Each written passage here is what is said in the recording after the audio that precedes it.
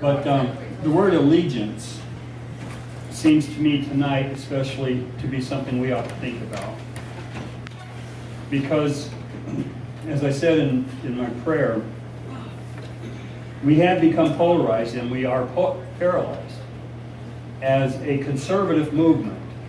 And we should never forget, folks, that in the Republican Party establishment, there are conservatives. But there are conservatives in the establishment who have sold out, who think that they have found a better path to an objective that they're not sharing with us. At least they're not sharing with us the tactics to achieve that objective. I'm pretty convinced of that. And then there are treasonous people in the Republican Party who would do anything to corral the power that they do not want to yield. And it's not that they're Republicans, they're just there as Republicans working with some Democrats. See, there's true believers in the Democrat Party. They believe in what they're talking about. I would categorize Bernie Sanders as an absolute true believer. He believes that stuff that he's talking about. And I'll respect him more than Hillary Clinton, because Hillary Clinton is a deceptionist.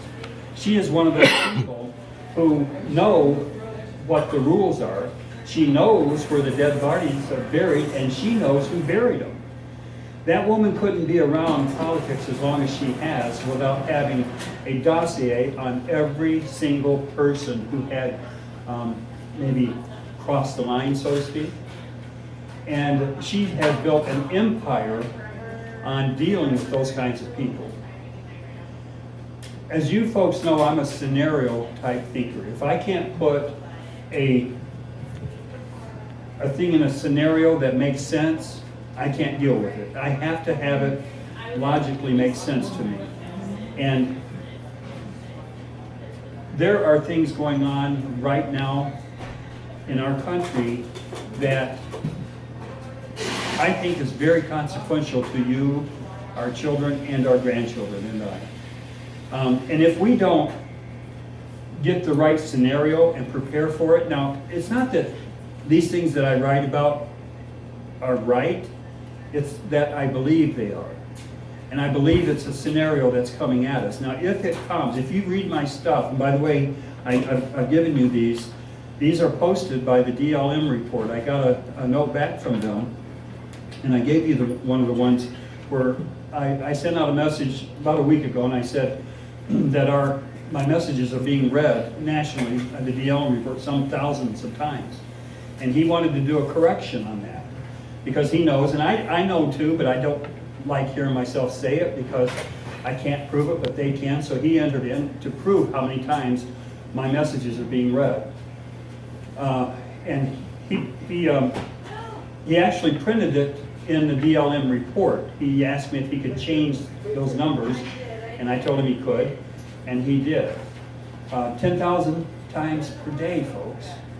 These scenarios that I'm writing are being printed nationally, published nationally, and being read 10,000 times a day. Sometimes 230,000 times a month. You do the math on that, that's well over 1.5 million times a year that your director's writings are being read. Okay? So I'm not sure how much difference that makes, but what I am sure that we are making a difference.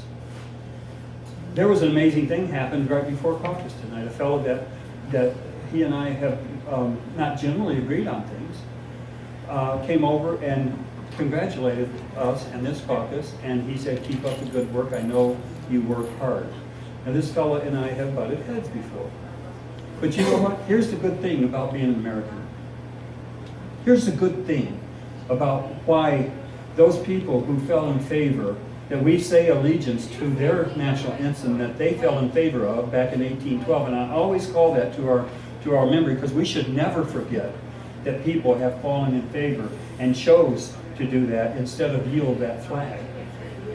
Here's the good thing that they gave us. The people who politically we may not agree with, we still need to love them, and we still need to understand that they're Americans. Just because we don't agree with them, we may feel that they are deceived. I believe Hillary Clinton is deceiving a lot of people. that doesn't mean we should hate those people that are being deceived. Because it was just reasserted to me today that your work is respected, folks. The Willow Run Tea Party Caucus, and I know our numbers are low, and sometimes I feel bad about that, but tonight I'm not going to feel bad about it because I know what we do is important. The messages that I send out, sometimes, I don't know what happens. When I get ready to send out a message, it takes me 2 or 3 hours to get it typed. I'm a slow typer. But I know it's like, it just like comes from me and comes from my heart, and I sit down and I put it out there. I think I see things that are important for people to see. And I'm getting ready to give you just a little bit about what I think I see. And I'm going to start out with the fact that Hillary, and this is a fact, nobody will deny it, some will vote for her anyway, the fact that Hillary is evil. I'm going to start with that fact. If there's anyone who wants to contest that, good luck with it. I'll be up for it. We won't do that right now. I'm just going to start on that basis. Now, being an evil person, she will put together an evil plan. Well, all through her political career, we have witnessed the evil plans of the Clintons, and basically, I think Hillary Clinton was the smarter of the two. And she learned how to gain power, money, and authority, and leverage. And I do think that as Secretary of State, she exercised her trait very well. She was able to know who to go after. She was able to know who to pull the lever of influence because she had something on them. She was able to put together this global initiative, the Clinton Global Initiative. Well, what is that? It's selling. It is selling. And what are they selling? They are selling power because she has it. She sold so many things, and she gave so many things for money. People donated to that Clinton initiative for policies, for who knows what. But the worst thing that came from all of this, and here's the end run of the scenario that I build all of my thinking on. All of my thinking is built on this. Benghazi, Benghazi, and Benghazi. Those are the three most important things that we could be talking about. And anytime you hear me talk, if it's about Islam, if it's about Islam versus Christianity, if it's about what's going on with Donald Trump, if it's about what's going on in the Republican Party, Ted Cruz, Pacific Trade, Ross Perot even, it's about Benghazi. And I can tie it into Benghazi because Benghazi, the men were sacrificed in order to get a thing accomplished for power. And Hillary Clinton has cast her care, cremated her care on an altar of the burning owl. And that is a little bit esoteric. You have to do a little studying on who does that and why they do that. World leaders have to do that because they cannot afford to care. Every single person in here, and I just heard one Democrat come over and talk to me this evening before we started, cares. He may be wrong politically as far as my thinking goes, but I know he cares. And see, you can't be a world leader and do the things that most of them do, and I say not Ronald Reagan, he broke that mold, but you can't be a world leader and care. You have to cremate that care or it will eat you alive. Hillary Clinton could not do what she did and not have cremated her care. Because what she did in Benghazi was one of the worst things that has ever happened to this country. We've been through an awful lot in this country. We've been through wars. We've been through, my goodness, we've been through Pearl Harbor. We've been through Vietnam. But you know what Hillary Clinton did was worse than us having to face those wars? Even what we did with the Iraq war and the weapons of mass destruction, which he did have, by the way. Hillary trumped, so to speak, every bit of those terrible things, what she did in Benghazi. Because she sacrificed the lives of men. Let me build a scenario. Some facts first. We have a military-industrial complex in this country, let's say in the world, because these are corporations without borders, folks. And I'll be the first to admit that I'm glad that they are mostly pledged to America, but they're not necessarily American first. Now, some of them are. I can't put a blanket all over on all of them, but with all of these corporations who deal in militarization of armies, which we need, by the way, all of these corporations will tell you what is factually correct. There is no money in peace, but there's huge money in a PIECE of the action.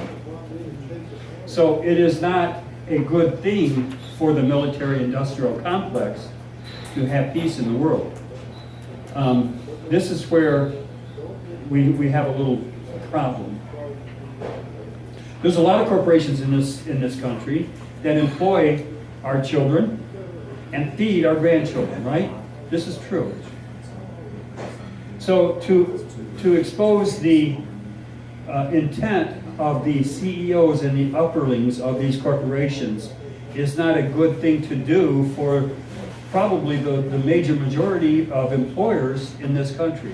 Our manufacturers, peaceful manufacturers, such as cars and shoes and TVs, they're out of the country. But we still have tanks, and we still have, we still do make some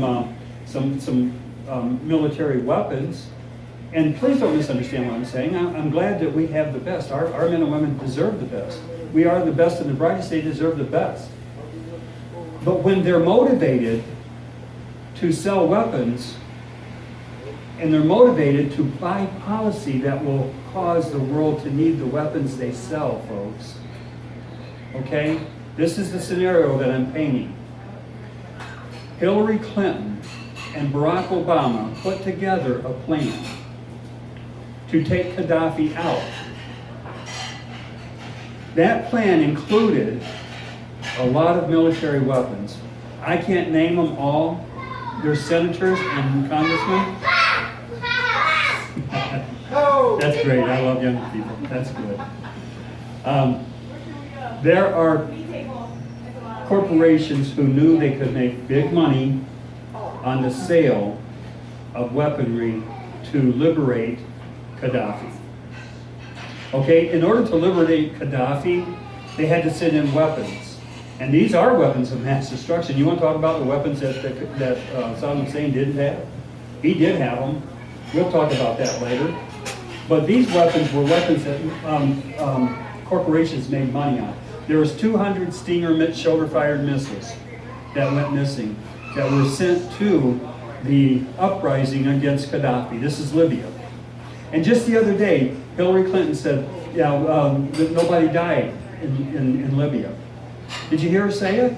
She actually said nobody died in Libya. Now, I understand that she meant the first Libyan invasion that we financed and sent weapons to and allowed the locals to be able to get those weapons that the military-industrial complex made money on getting there. See the picture I'm painting.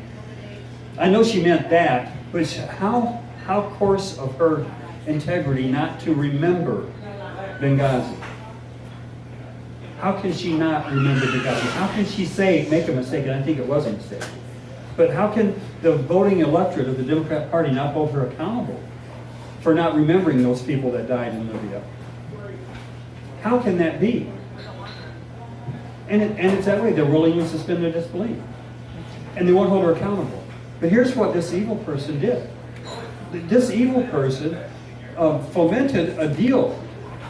She brought weapons in and money in, and Barack Obama authorized this. She couldn't do it as Secretary of State if he didn't. And all of these weapons go in to overthrow Gaddafi. Gaddafi had already agreed to be our ally. And the reason was that Reagan bombed his tent. And when Reagan bombed his tent, his eyes got this big and you could see the whites all around his pupils. I mean, he was scared. He turned over all of his weapons of mass destruction. He had them. He turned them over. He was cooperating with us, folks. But there's one thing he wasn't doing.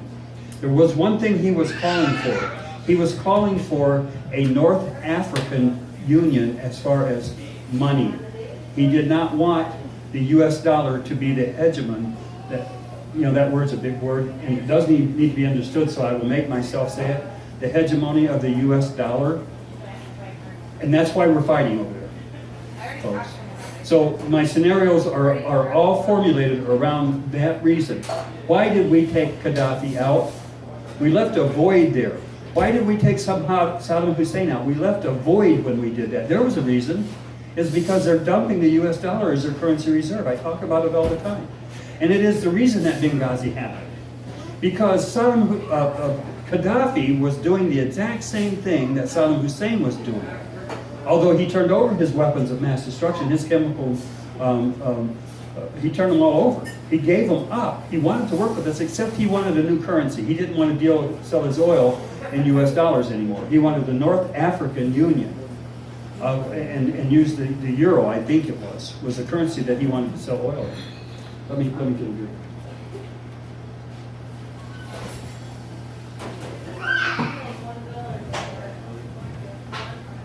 So we created a void by taking him out, by having the locals take him out. We gave them money, we gave them weapons. What happened to those weapons? Who became the insurgents in the Libyan Gaddafi regime when we took Gaddafi out? Who became those insurgents? It is ISIS, Al-Qaeda, Muslim Brotherhood. They all had a part in taking him out and killing him. So with the iron-fisted dictator that Gaddafi was, and Saddam Hussein was in his area, with him, those dictators being taken out, now there's a void. And there's nature abhors a void, and so do military regions. What happens is now the void is filled by ISIS, by a new entity that comes to be known as ISIS. We allowed them, I'm not going to say that we started them, we allowed them to be started. Hillary Clinton is the very reason, and Barack Obama, that ISIS is there right now. Because the money that was used in the overthrow of Gaddafi was used in their starting up. The weapons, they have weapons right now. And by the way, they are in possession of those weapons of mass destruction that Saddam Hussein never had. If you remember John Tomlinson coming here, the fellow who sat on top of those weapons of mass destruction and blew most of them up, he was commissioned by his 82nd Airborne Division to do this. And he testified, folks, and I'm going to repeat it, you've heard it before, but this is going up on YouTube, and they need to hear this. This fellow right now is having serious issues with the weapons of mass destruction that he breathed. Those weapons weren't nuclear. They were biological. They were chemical. And he blew them up, but before he got off, he read the place of origin of these weapons. These were warehouses, 40 of them, the size of Sam's Club, Super Club. 40, folks, filled with these weapons of mass destruction that Saddam Hussein didn't have. And to this day, we say he didn't have them. And I become irate when I hear a Republican that I'm supposed to have confidence in say we were wrong about Iraq. He didn't have weapons of mass destruction. What they're not telling us is we knew that already because George Bush daddy sold those weapons to Saddam Hussein to accomplish a purpose. Plausible reasonality is what that was. We had to have plausible reasonality to go into Iraq to accomplish a purpose that they didn't want to talk about. And that is to reestablish the dollar as a currency reserve that Saddam Hussein had dumped. I will talk about this most of the time because it is what these are about. It is what my messages are about. It is what Hillary is about right now. It is the reason that we're going to have a brokered convention. They're not going to tell us this. It is the reason that they're not going to trust you to pick your president. It is the reason that they're not electing presidents, they are selecting presidents. They're not telling us what the reason is, but I'm telling you, I think I know. And it's not good. I even think they have to do it. Here's why. Hillary Clinton will be exposed